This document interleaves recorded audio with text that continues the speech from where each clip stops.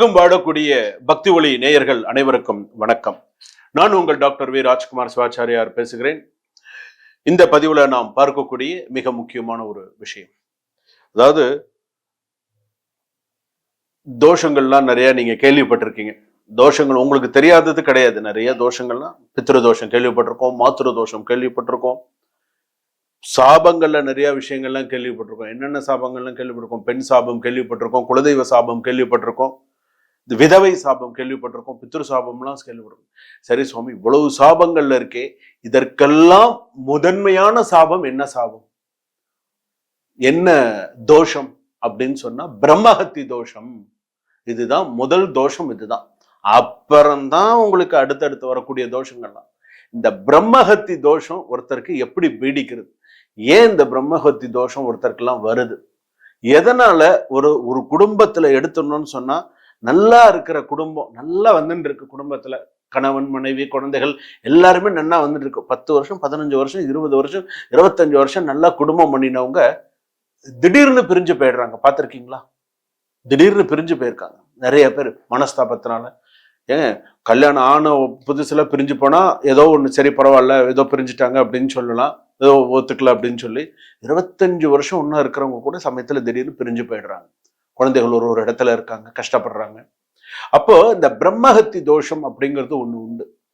ரெண்டாவது சிசு சாபம் கேள்விப்பட்டிருக்கீங்களா? சிசு சாபம், அதாவது இந்த ஒரு விஷயம் நீங்க யாருமே வாழ்க்கையில மறந்துடக்கூடாது. நீங்க எல்லாம் நிறைய பேர் மறந்துட்டீங்க. நான் இன்னைக்கு உங்களுக்கு ஞாபகப்படுத்துறேன்.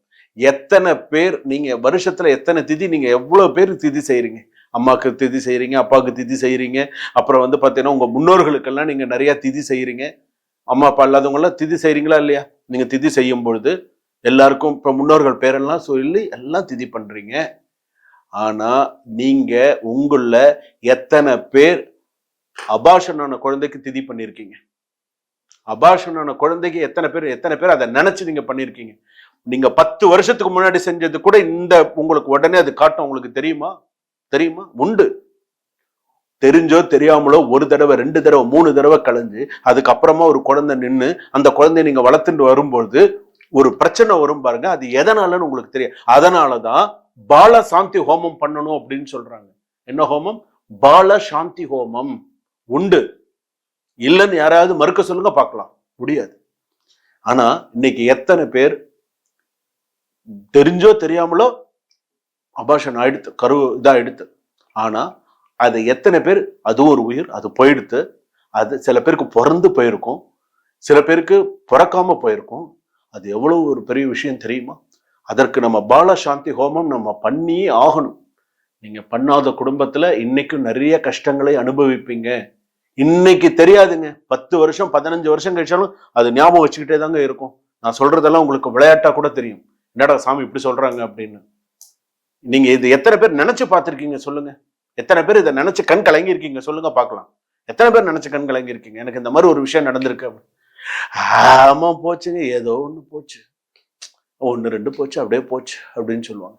ஆனா ஒரு குடும்பத்துல 5 பேர் இருக்காங்கன்னு வச்சுக்கோங்களேன். 5 பேர்ல 3 பேர் பாத்தீங்க அப்படின்னு சொன்னா கலைஞ்சிருக்கு அப்படின்னு சொன்னா, அடுத்து இந்த 5 பேர்ல 3 பேர் காலமாயிருப்பாங்க, 2 பேர் காலமாயிடுவாங்க. கூட பிறந்தவங்கள 2 பேர் இப்பதாங்க தங்கச்சி இறந்து போயிட்டாங்க, இப்பதாங்க தம்பி இறந்து போயிட்டாங்க, இப்பதாங்க அண்ணன் இறந்து போனாரு, 48 வயசு தாங்க ஆகுது. என்ன காரணம் தெரியுமா? இதுதான் காரணம். ஆனா சில பேருக்கு அதெல்லாம், சில பேருக்கு அது தெரியாது. ஏன் பிரம்மஹத்தி தோஷம், எதனால இந்த பிரம்மஹத்தி தோஷம் வருது, எதனால பித்ரு தோஷம் வருது, எதனால இந்த சாபங்கள்லாம் வருது, நல்லா இருக்கிற குடும்பத்திலேயே இந்த மாதிரி நமக்கு கஷ்டங்கள் வருது, எதனால நமக்கு இந்த மாதிரியான பிரச்சனைகள் வருது அப்படின்னு நம்ம நிறைய பேர் நம்ம பாக்குறோமா, தெரிஞ்சுக்கிறோமா? கிடையவே கிடையாது. ஆனா ஒவ்வொரு குடும்பத்திலையும் உங்களுக்கு அப்படி ஒரு விஷயம் நடக்கலன்னு ஓகே, சந்தோஷம், நீங்க நன்னா இருக்கணும், வாழ்க வளமுடன், வளர்க ஞானத்துடன், அமோகமா இருங்க. இறைவனோட ஆசையில நீங்க மேல மேல நல்லா வரணும். அந்த மாதிரி ஒரு சம்பவம் நடக்காவிட்டால், நடந்துருச்சுன்னு ஒரு தடவைக்கு 2 தடவை நடந்து அதுக்கப்புறம் குழந்தையே இல்லாம 5 வருஷம் 8 வருஷம் 10 வருஷம் ஆகி அதுக்கப்புறமா குழந்தை இருந்து 3 வருஷம் 4 வருஷத்துல குழந்தை இருந்து அந்த ஒரு குழந்தை வந்ததுக்கு அப்புறமும் ஏதாவது ஒரு குழந்தை இதாச்சு அப்படின்னு சொன்னா, ஒரு குழந்தை பிறந்ததுக்கு அப்புறமா திரும்ப ஒரு அபாஷன் ஆச்சுன்னு அங்க ஏதோ ஒரு பாதிப்பு இருக்குங்கிறத நீங்க உணரணும். ஏதோ ஒரு விஷயம் சொல்ல வருதுங்கிறத நீங்க உணரணும். நீங்க உணரல அப்படின்னு சொன்னா அது பாதிப்பு அதிகமாக கண்டிப்பாக காட்டும். நான் இன்னைக்கு சொல்றேன், ஒவ்வொரு குடும்பத்திலையும் நான் சொல்றேன். இது இங்க இல்லைங்க, வெளிநாட்டுல இருக்கக்கூடிய எல்லாருக்குமே இதுதாங்க. நீங்க எந்த மலேசியா, சிங்கப்பூர், நீங்க எந்த நாட்டுல இருந்தாலும் சரி, லண்டன்ல இருந்தாலும் சரி, இங்க இருந்து போய் இருந்து அந்த ஊர் சிட்டிசனா இருந்தாலும் சரி, நீங்க செய்ய வேண்டிய இந்த பாலசாந்தி ஹோமம் கண்டிப்பா செய்யணும். ஒரு நாள் பார்த்து, ஒரு நட்சத்திரம் பார்த்து, ஒரு நாள் பார்த்து கண்டிப்பா நீங்க செய்யணும். அது செய்யறதுக்குன்னு சில முறைகள் இருக்கு. அதுபடி நீங்க செஞ்சீங்கன்னு சொன்னா வாழ்க்கையில நீ பெரிய அளவுக்கு கஷ்டப்படணும்ன்றதே வாழ்க்கை கிடையாதுங்க. எல்லாருமே கஷ்டப்படணுங்கிறதே வாழ்க்கையே கிடையாது. கஷ்டத்தை நீ கஷ்டப்பட்டுட்டே தான் இருக்கணும்னு உனக்கு தலையில எழுதியிருக்க, அப்படியெல்லாம் கிடையாது. உன்னுடைய கஷ்டத்துக்கு எதனால நீ கஷ்டப்படுற அப்படிங்கிறத நீ நோட்டிஃபை பண்ணிட்ட அப்படின்னு சொன்னாலே உன்னுடைய கஷ்டங்கள் உனக்கு கொஞ்சம் கொஞ்சமா குறைய ஆரம்பிச்சிடும். அடுத்த லெவலுக்கு நீ போக ஆரம்பிச்சிருவ. குழந்தை பிறந்த நன்னா இருக்குங்க, 5 வயசு 6 வயசுக்கு குழந்தை பேச முடியாம குழந்தை திணறும், கஷ்டப்படும்.